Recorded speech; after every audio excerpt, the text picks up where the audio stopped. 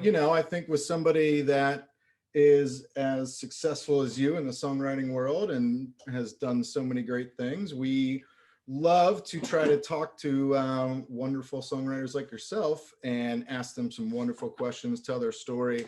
But really, the goal is to kind of get your story and then basically answer a lot of the questions that we get a lot from our users in the songwriting community of We Should Write Sometime. With that, I would just maybe start with kind of you telling how you got into the songwriting music world. I got in after stubbornly not wanting to get in Mm, for years because I wanted to be an artist. And so for I've been doing this for 16 years, but for the first probably 9, or if I'm honest, 10, I was like, I don't want anyone else singing my songs. They're my songs. I want to be the artist. I want to be the one. And my friend who was much older than me in the industry was like, but you can do both and maybe make money while you're not successful as an artist. And I was just like, no, I can't do it. So it took me a while, but when my band had reached like a ceiling in New York, we broke into the Bowery Presents clubs and we were doing really well, like in Mercury Lounge, which is the smallest of the Bowery Presents clubs. And I knew in my mind, I was like, Bowery will only book you every few months for their clubs, and we're not ready to bump up. And I don't want to play just Mercury Lounge for years while waiting to get to the next like Bowery Ballroom or whatever it may be. I need to like start maybe branching out, and maybe Nashville's a better city so I could start touring. But my band didn't want to take the leap with me, and it was like heartbreaking. It was my first big heartbreak. And I was like, well, what do I do without my band? We've been doing this for so many years. Who am I without them? All this stuff. And I went to visit Anna Krantz and Lucy Silvis in Nashville. And I was there like December 2014 and 2013. And I was moved by March of 2014. mm. And I just decided, well, if I don't know who I am as an artist right now, I might as well write. And then that's how it started. And it took me, I want to say like 7 months to get a writing session. A And writing session with just with somebody like else. established writers, with like not established writers, but published writers. And I how did wasn't you in, do that? well, I'm relentless. So I I went to probably 2 to 3 rounds a night and I Sounds introduced familiar. myself to everybody. Mm-hmm. Yeah. And I introduced myself to everybody and I never asked for a session. Mm. Because the one thing I learned about being an artist, like when I was doing the artist thing, was I hated after the show when someone would be like, we should co-bill or we should. And so I was like, okay, well, if I didn't like that feeling, then that's probably not the best way to approach a writer either. Mm. So I just introduced myself and I would be like, I'm Ariel. I just moved here. I just wanted you to know it was really inspiring to watch you. And I That's hope to run awesome. into you sometime soon. And then as I got more comfortable, I would, ask them if they were ever up for a coffee, like to buy them a coffee and just talk about songwriting with them, not how to break in, just about songs and kind of Sure. geek out together. And then one night I was at Belcourt Taps and I was talking to this woman and I didn't realize she was booking rounds at that time there. And someone had canceled on her and she's like, do you have your guitar? And I did. I had just come from a writing session and I was like, yes. And she's like, do you want to be in this round? And I was like, yes. I was like, yes, please, please, please. Oh, this whole And thing? I wasn't yeah. prepared. Hold on. Ring. Yeah. And there was my friend Joe Fox. I can't remember if we were friends yet, but he was there that night. We must have been. I don't know. Anyway, timelines are so weird. 2020 has fried my brain. But he asked me to be in his next round after seeing me play Awesome. that round. And that's Mm. how it started. And I played with Joe a lot. Like I actually owe Joe Foxen, Tessa, her artist name is Tezza. But Mm. I owe both of them my start in Nashville really because their writers rounds got me all of my writing sessions in the beginning. Sure. So And so when you say you learn kind of the approach from the band days, when you say mhm. co-bill, like what does that mean for anybody that doesn't know? just sharing a night at a venue, you're not really headlining at that level. Mm. It's just time slots that you can get a venue to let you have. And at the time I was performing at Rockwood Music Hall a lot. And um it was an interesting thing because they don't give you double slots very often. And so it always puts you in an awkward position of having to be like, I can get a double slot, but I don't know you. Yeah. And this is something that like I have to be careful about when I ask, how I ask for it. And now in my 30s, looking back, I would have been less scared to ask because there's actually no rules other than don't be a dick. Yeah. Like, can I curse? I'm so sorry. Yeah. Don't It's be, fine. I'll give you a non-curse. Just Yeah. don't be a rude person. Like, Yeah. don't be the person someone doesn't want to hang out with. Yeah. That's the only rule. Um, because otherwise you're stopping yourself from moving forward. But I didn't know that back then. And Mm. I think I even would have been bolder in Nashville because I didn't start asking for meetings with publishers or asking for friends to help me, meet somebody until years into Yeah. Nashville. And I probably could have done it way earlier if I hadn't been so afraid. How many times when you asked other writers to coffee, did they say no? No one ever said no, but I got a lot of Nashville no's. I'll I got, check, get Yeah, back to like, oh you. yeah, yeah, no, yeah, let's do that. Let's That not, sounds let's amazing. not put it on the yeah, books, but let's do it. yeah. It was like yeah, oh, I would love to do that. That sounds so awesome. I'm really booked up with the sessions and stuff for the next couple weeks, but how about we connect in a few weeks and we'll figure something out? And I was like, okay, And sure. I mean, but in those instances, did you then Yeah. follow up and be Oh, like, yeah. "Hey," yeah, Because I'm relentless. And which I is probably got like, if say like out of every like 5 or 6 asks, I got a coffee. But I also had people take me under their wings really early, like Emma Grandillo. She was the person who got me my first mm, writers round. Sorry, writers round in Nashville. That was the one yeah, who said, "Can you get on stage right now?" Yeah. And I ended up living with Emma, and she just constantly brought me to events and championed me. So I think when we have to open ourselves up to the people that are championing us rather than the people we think are going yeah, to move the needle, because mm, I could have easily that night never talked to Emma again, but I just, yeah. it was one of the things where I was like, this is such a kind person. I almost feel like in Nashville, especially, it's almost like high school to where it's actually a really cool community. When you get there, those people that you're with for that year will like fight to death for you. They'll throw you on all their rounds. They'll push you. But the people who come after and before you are kind of like, no, it's like they're the seniors of the friend. They just don't want to part. It's kind of weird, but and that's what's hard to explain to people is that songwriting community is so much different, I feel like, than what maybe the acting community would be, where we're Oh, really yeah. trying to lift each other up. But I still think there's stages of that. Like you still have to be, Yeah. it's everyone who kind of got here at the same time or that is in your friend group are the ones that Yeah. are trying to just put you everywhere. But it's also complicated because it's really not on purpose. It's like your publisher doesn't want you writing with unsigned writers. Not that they don't want you to. It's like, okay, but then there's only one team pushing the song. Right. Yeah. And then, a lot of producers don't want to write unless that artist is in the room because Mhm. it doesn't make sense for them to put all the time into the track if it's not going to maybe go somewhere. Mm. And so you kind of have to play your cards right. The thing that I learned that was really like eased my anxiety, and I'm glad that I came to this aha moment early on in my like writing career, was that it doesn't matter who you're writing with as long as you're writing good songs. The work will eventually find its place for you and Mm. will open doors for you. You just have to really stick to the people you get great songs with, because I've written with hit songwriters and we've gotten horrible songs. Mm. You And then know, you're ready for with me and just get amazing songs. we got a great song. I mean, it was one of my favorite songs I've ever written, and it's like, and you and I, when we both met, we were both really still trying to move the needle.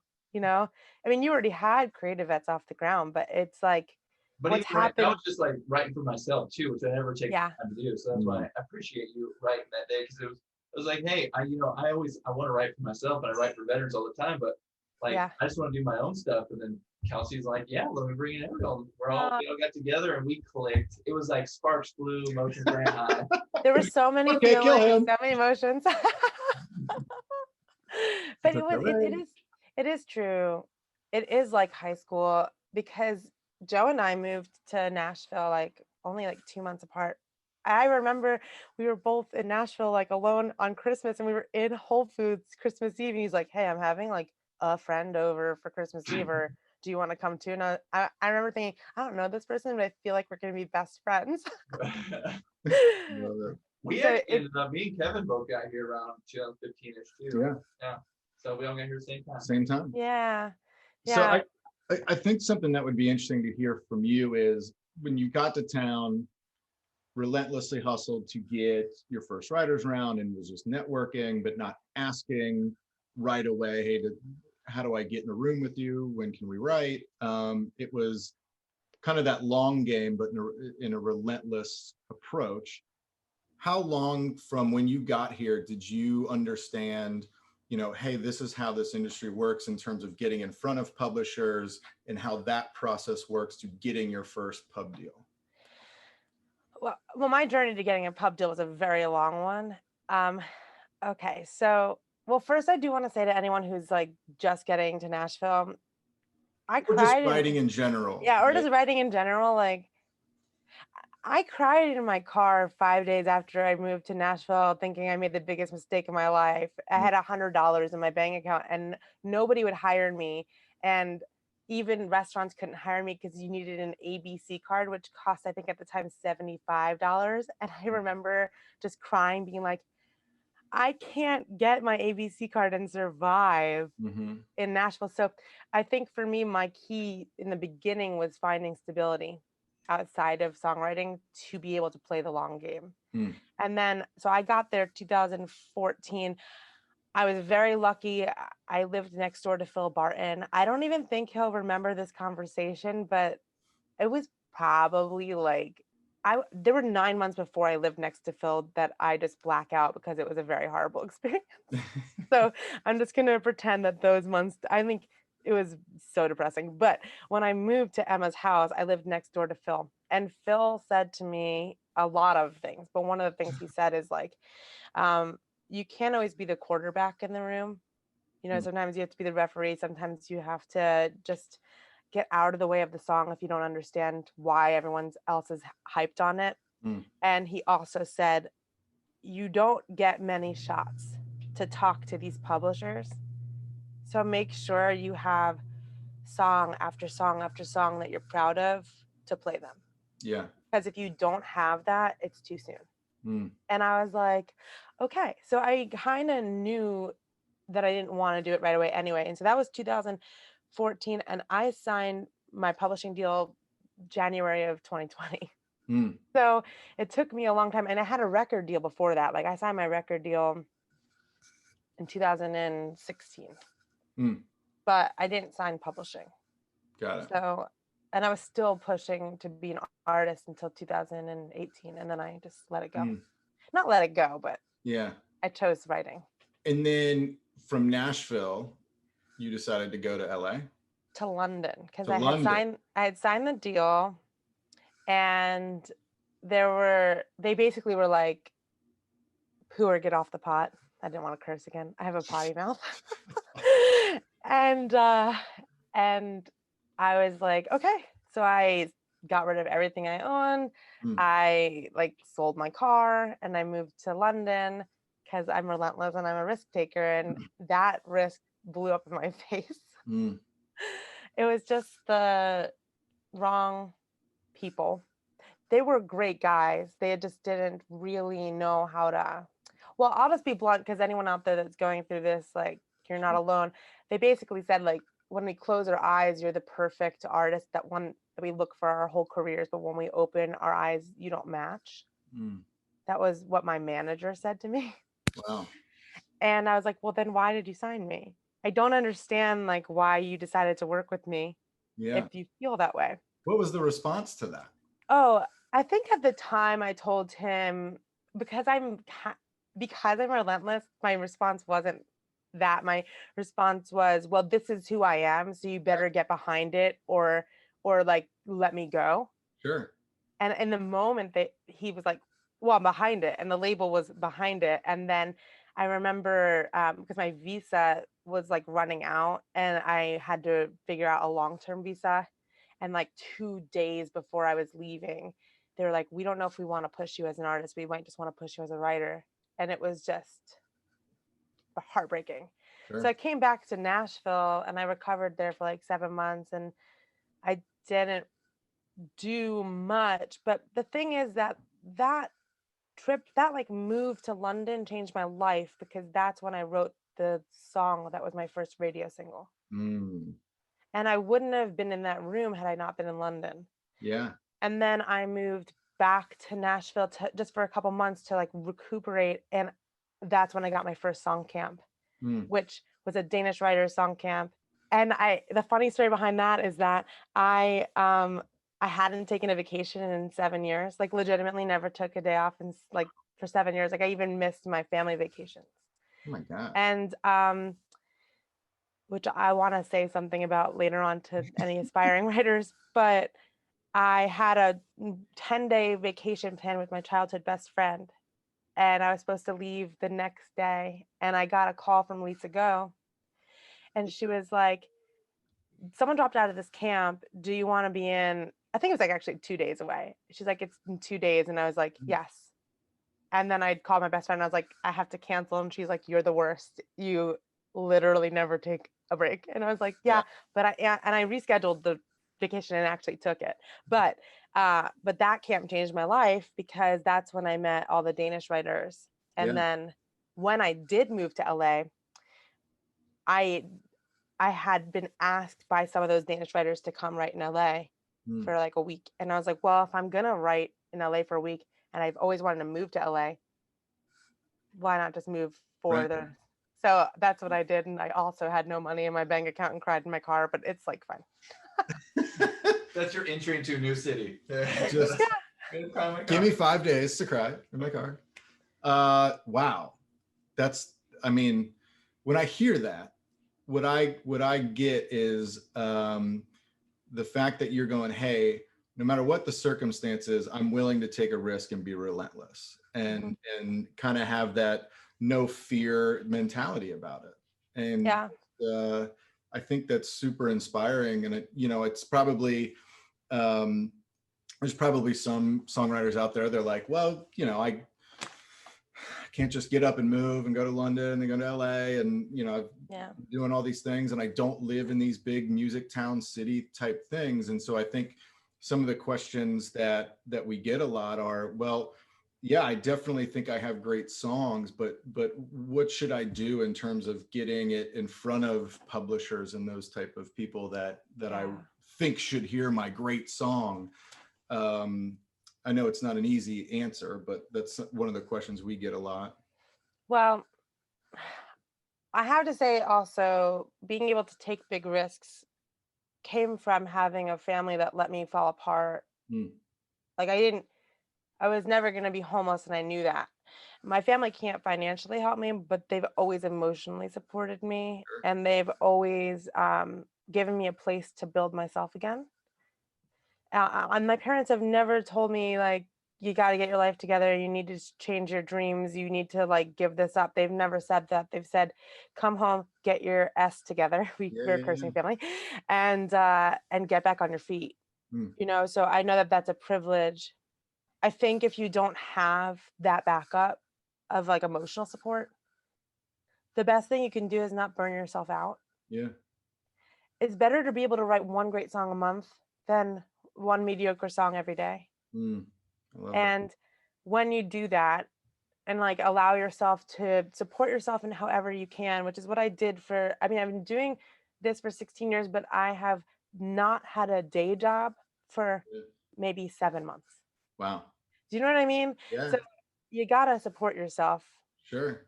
And I think the number one thing for any creative is to stop wanting it to be your source of income.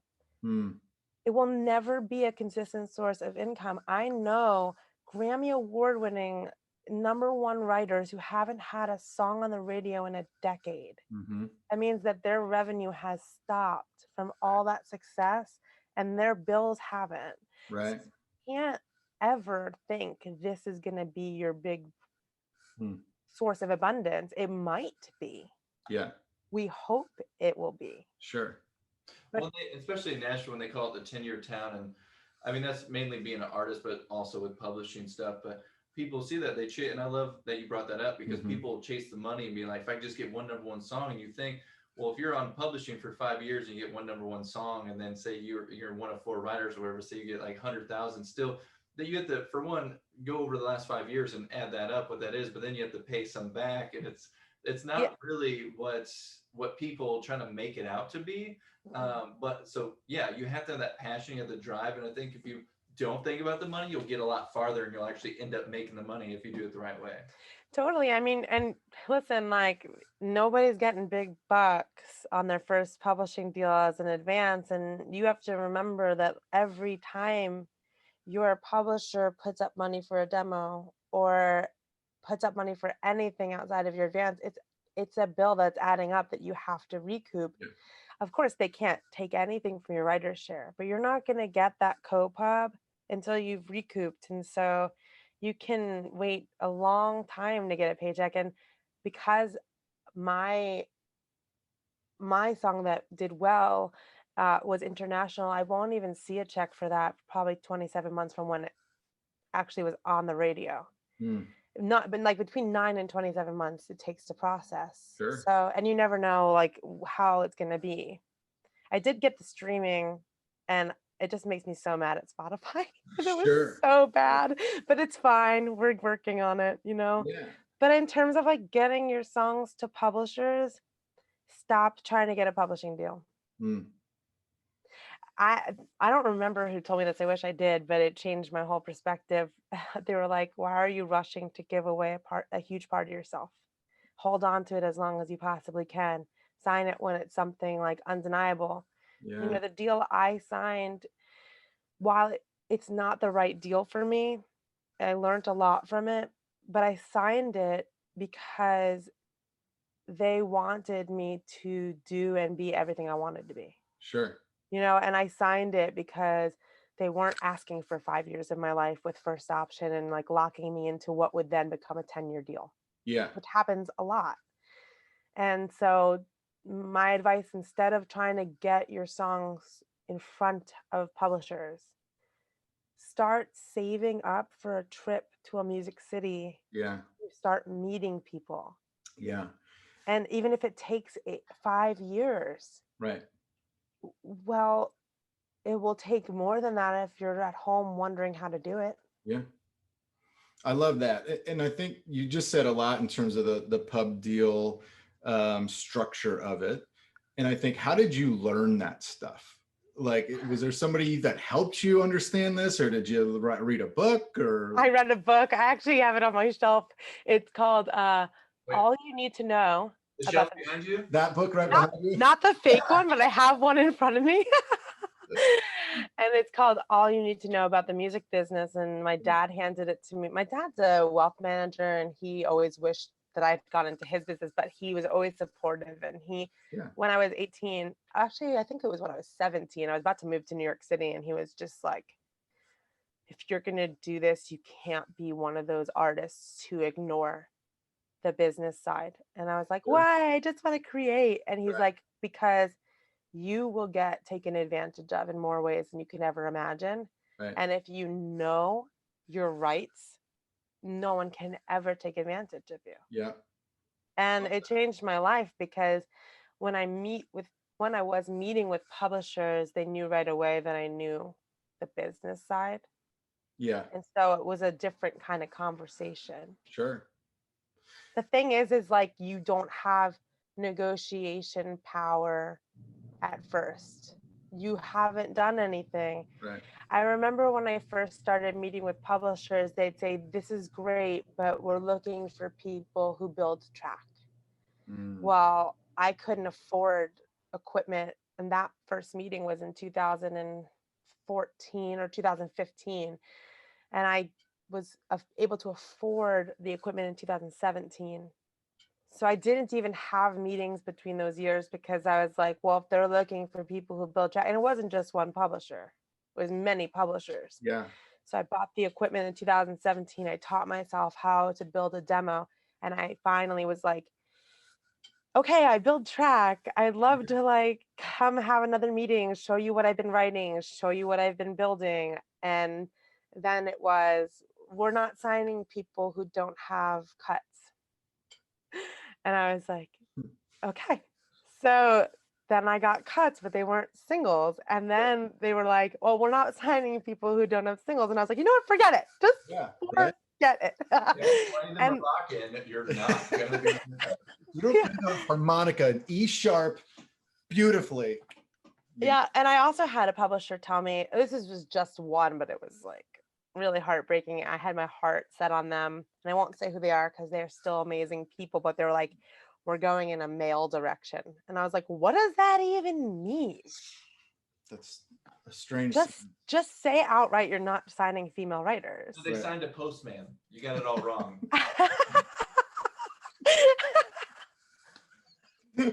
That I can't with your dad jokes. I love them. It's But all day, every day, and I enjoy it. they're so good. It's just so clever. But you know, I have to say, just in like brutal honesty, I have been relentless my whole career until London. And when I came back from London, I was not okay. I just wasn't, because I had heard all of those nasty things before, but I just was young and stupid enough to keep going. I was just like, yeah, it's fine. It doesn't hurt. But I think as you get older and it doesn't happen the way you envisioned it, and then you hear it again, eventually it does break you. Every one of us is going to get hurt by this industry. I was lucky that it took, at the time, it was 14 years in the industry before it broke me. And it broke me. And I went home and I had thought that I had suffered depression before, but I did not, because this was real. I couldn't get out of bed, couldn't eat, couldn't sleep, losing my hair. And my dad, my parents are the best people in the entire world. Like, I hit the lottery, but my dad came into my room and he gave me this book called Relentless by Tim Grover. I'm a huge sports nut. Love it. Yeah. And he was the personal trainer and also just like life coach to a lot of the greats, Michael Jordan and so many others. And he said, read the first chapter. If you hate it, you could throw it at my head, but I just want to remind you who you are. And it woke me back up. But even still, and after I got back on my feet and decided to move to LA, I was still very broken. And at that time, I decided to just kind of give up the fight to become a songwriter or a musician. And I was like, I'll always perform and I'll always write songs, but I think I'm done trying to make it my career. And then like 3 weeks after I got to LA, I got offered a publishing deal. And then like 3 months later, I found out that my song was going to be a single. So I think sometimes you have to surrender. Well, I'm not in connecting those dots. I'm trying to think, right? Like, that's so applicable in so many things, of just when you're saying, like, if you want a pub deal, don't try to get a pub deal. Yeah. And it's like, it got you to the point of like, I'm truly doing this for me and only me. And then success starts to happen. And there's so many people that talk about that journey, but feeling it and doing it is different than someone going like, yeah, like, stop doing it. You're like, what do you mean stop doing it? Like, that's what I need to do. I need to I want a pub deal. I want a pub deal. And you're like, don't try to get a pub deal. And it's like, what's that movie where he's with Paul Rudd on the surfboard? And, he's like, you're doing too much. He's like I love that movie.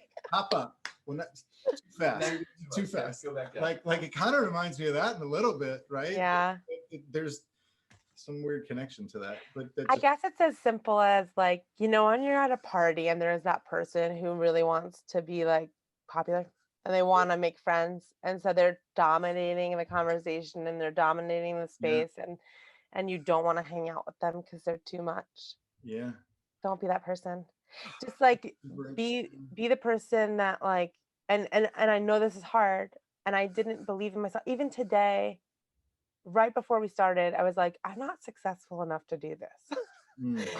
Because for me, I was like, I haven't signed a major, publishing deal with like a Universal or a Sony, and I haven't won a Grammy, and I don't have a song on US radio, and I don't have a number one, whatever that. And then I reminded myself, like, you started a podcast to inspire people Yeah. to enjoy the journey, and you're fine. So Like I celebrate this moment, not necessarily because of me right now, but whenever I'm like feeling badly, I remind myself to celebrate that 5 years ago I was crying and begging for this moment.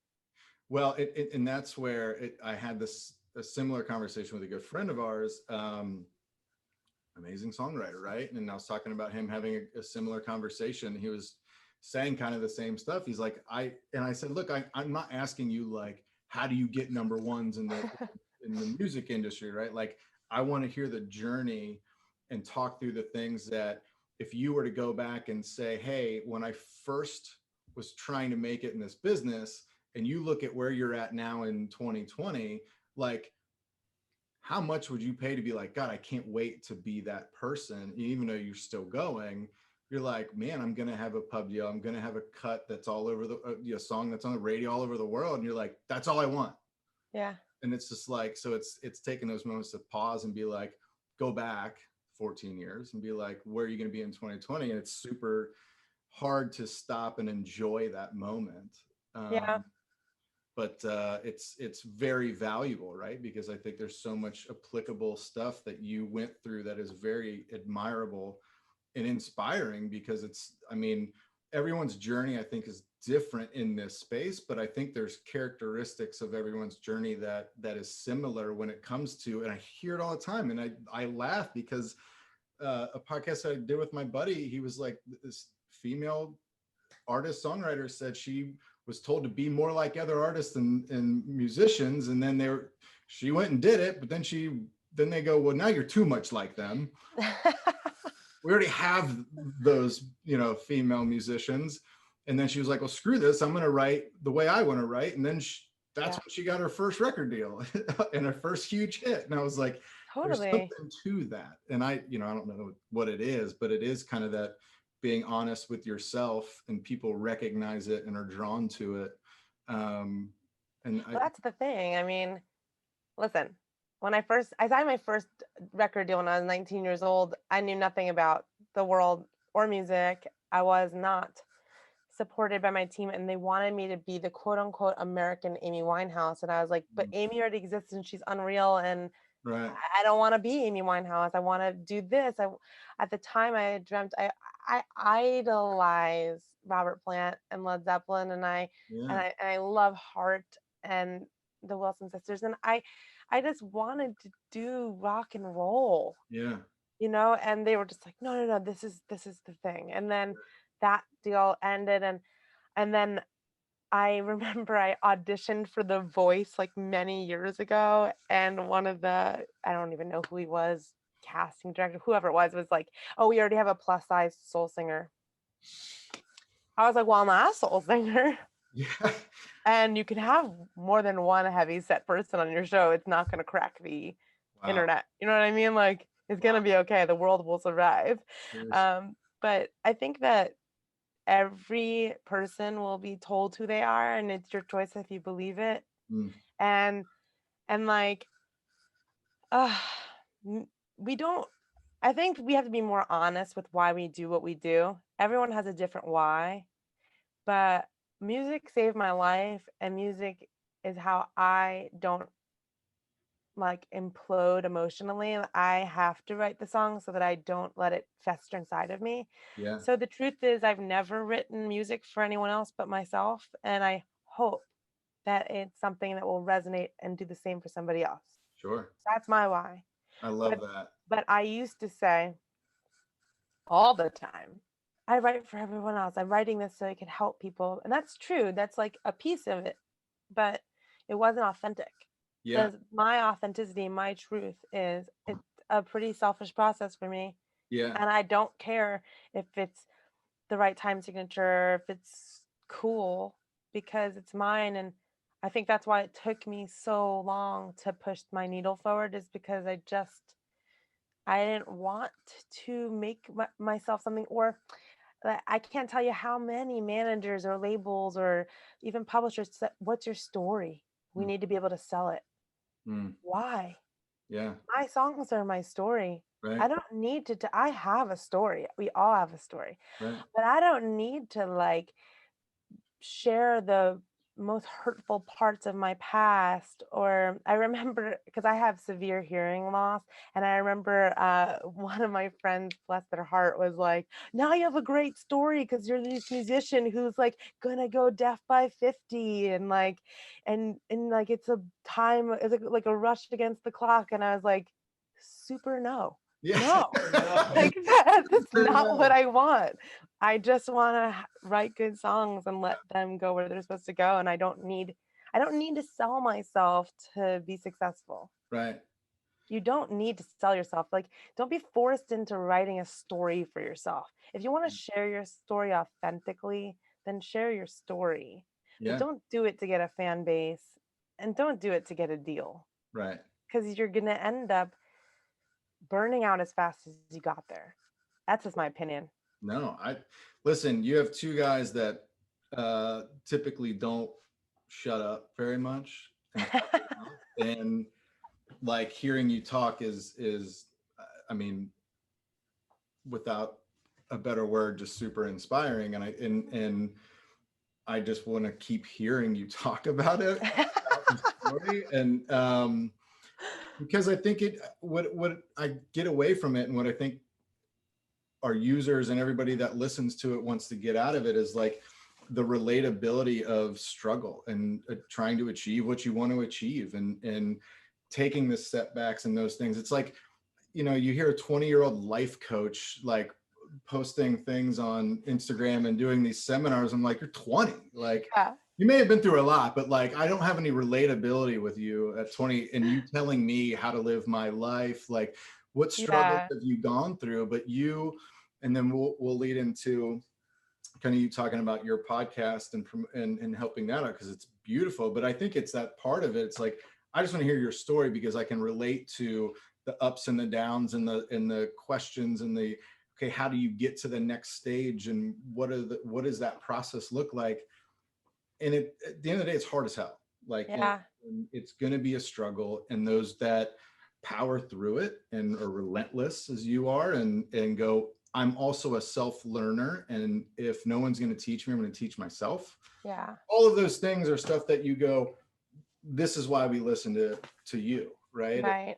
Listen to her, because like, even though if you can't move to different amazing music cities, this is how you do it in your own way, in your own story. Yeah. So I just think that the key for me, and it might not work for everyone else, is like, right. money's always been my block because I'd never had a lot of it. And I still don't have a lot of it. I believe abundance will come to me. I have a really good mindset around it, but I budgeted and I decided that it wasn't going to stop me. It might take longer. And I made it a point to take the clock away. Yeah. You don't have to have a publishing deal by 20. Mm-hmm. You don't have to break as an artist by 18. Yeah. You don't have to have a hit song on the radio before 30. Yeah. You don't have to do it at any point on your personal goal list. Take the date away from it, because if I hadn't done that, I would have just given up. I mean, it literally took me 2 years to afford a computer interface, a mic. Like, I didn't have this mic in the beginning. I had like the most basic mic you've ever seen in your life. It was such garbage, but it was mine, and I Yeah. figured out how to earn it, and I figured out how to do it. And so when someone tells me I can't because of my circumstances, I always think, can you spare 50 cents? Some people can't, Right. but even if you can, just 50 cents. Right. eventually it will happen. Right. It's just about patience Yeah. and knowing that like the only one putting pressure on yourself is you. Right. Twinny said something about our podcast because I wanted to get it out in December. And she was like, no one's waiting for this yet. Hmm. So why are you killing yourself Yeah. to meet a deadline that you made? Yeah. And I was like, you're right. You're right. You're right. But but that's a good segue. Like, how did you then, because I think what you're with your podcast that you started and are doing, and the guests that you're, now having on are pretty cool, I guess. It's pretty good. I feel like we're the lowest of the, people. No, you're not. We love having you. No. So, but it does lead into the whole idea of what you're doing with that, because I think it's fantastic. So can you talk a little bit about that? Yeah. I always wanted to do a podcast. I always wanted, I'm a big champion of up and comers. I think that not just musicians or songwriters, like I love businesses that are just starting out. And a friend of mine was like, why don't you do a podcast about the things that you always post on Instagram? Mm. And I was like, maybe. And then I just had this, like, this moment where I just heard breaking through pop into my brain. And so I was like, oh, that could be cool. Yeah. So I called up Twinny and I was like, would you be on my podcast if I had a podcast? And she's like, well, what's the idea? And I told her and she's like, well, can't we just do the podcast together? And I was like, yes. Of course. Yes. And so we developed it more and it really, the root of it is this. When I was 27, I finally realized to enjoy the journey. And I didn't come to that realization on my own. My friend was like, I had said to my friend, I can't wait for my career to start. And my friend was like, so the problem is it's already happening. But you're so focused on what you think success is, you're missing everything. Yeah. And I was like, I literally bawled Yeah. because it was true. And it wasn't just in my career, it was in everything. It was in even my love life of like, I would used to say, oh God, no one's ever loved me. And it's like, well, that's not true. I've been in relationships and there has been love. It just wasn't the right love. And it's the same thing with music. Maybe it wasn't the biggest gig in the world, but it was a gig. Sure. And there's somebody who can't even book that gig that's crying and wanting to book that gig. And Right. so from then on, for the last 6 years, I've just lived that idea of it's enough. If today is it, it's enough. Yeah. And actually Dave Stewart said that on the show the other day. He was like, I celebrated every moment as if it was maybe the last one because that was great in itself. Yeah. And so I'm glad we started doing the podcast. It's just in celebration of what you've already done. Yeah. And also helping people realize that they need to start celebrating themselves. Listen, if all you can do is write one song every 6 months, celebrate it. You wrote the song. There are some people who doubt themselves so much they can't even pick up the guitar. And so I just want people to listen and laugh with us, cry with us. Like, we pick people from all different industries because we wanted relatability. Yeah. Of course, it's music heavy because we're music heavy. Right. But just know that that the only person that will tell you you're not successful is yourself. And I'm guilty too. Yeah. I mean, even today, I had to remind myself it's okay. Yeah.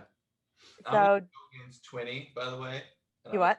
I'm gonna go against Twinny right now and say that the reason that this should be out now is because people need it. It doesn't matter if people, if they're not looking for it yet, it's something that they need to find. And if it's not there in this time frame, it needs to be. Yeah. So that's my response. Yeah.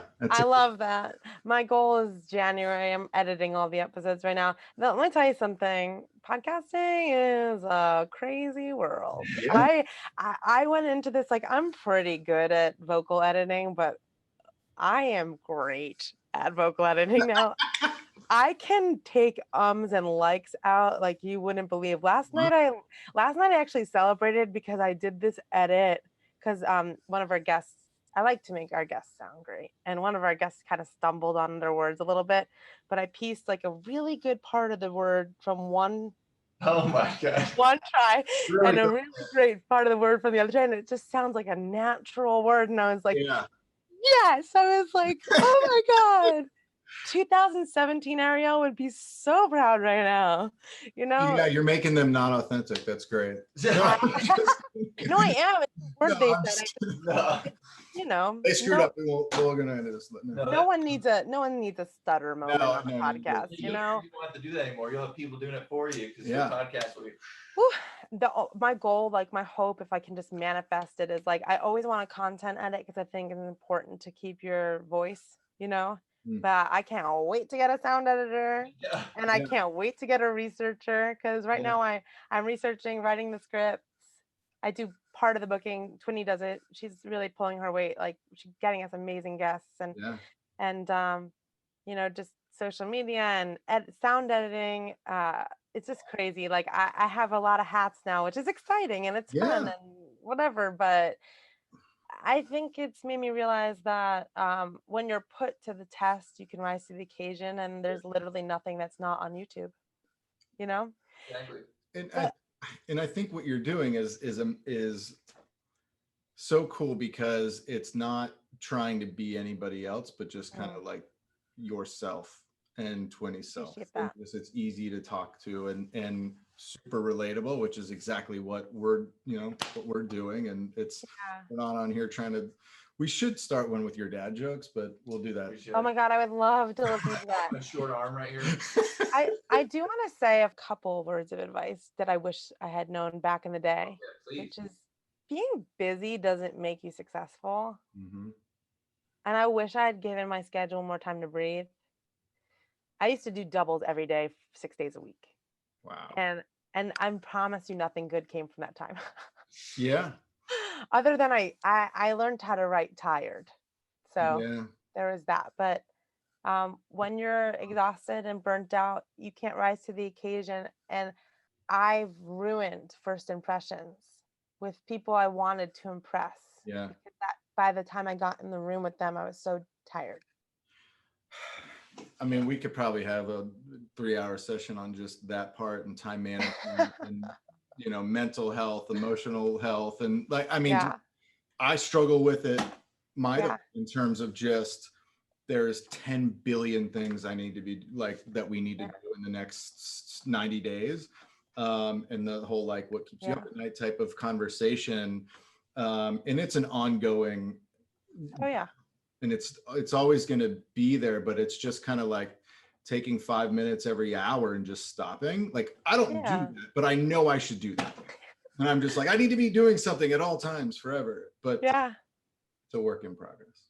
I mean, it's like I still make the mistake. When I first moved to LA, I was working until 6 p.m. I would get to my session at 7 p.m. We'd finish at midnight and I'd have to do it all again. And I was doing it 5 days a week. And then I realized, okay, you're making that mistake you used to make. Yeah. And so then I only booked 2 sessions a week. Yeah. Because it's okay to be tired 2 nights a week, Sure. but it's not okay to be tired 5 nights a week. Yeah. And then have no time to recuperate and then feel like you're not getting anywhere. Yeah.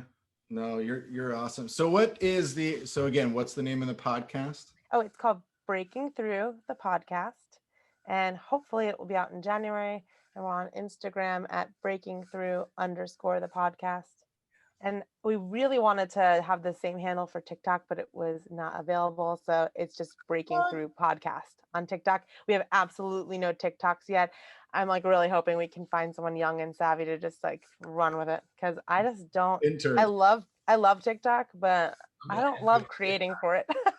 Yeah. So everyone go follow on TikTok. And the podcast will be started in after the first of the year. Yeah. Hopefully January 6th. Don't hold me to it. Sweet. We'll see what happens. And we'll be sure to share it once it's out. For sure. Well, thanks. No, it was such an honor. Thank you for Thank you. And I mean, Yeah, it's rare when we have conversations and we just don't say much. So, and we enjoy it. Yeah, how rude. I'm How, also a chit chatter, so that I means you're saying really amazing things. So sometimes I talk too much. So no, it's what we wanted, right? Hey, but if you're saying the right things, it's all good. Yes. oh, well, thanks, guys. But stay safe and well. You Thank too. you so much, and we will we'll make sure to get everything out to you and make Perfect. sure everybody finds you to follow you. Well, thanks, guys. All righty, we'll talk to you later. Bye. Thanks so much. Bye bye.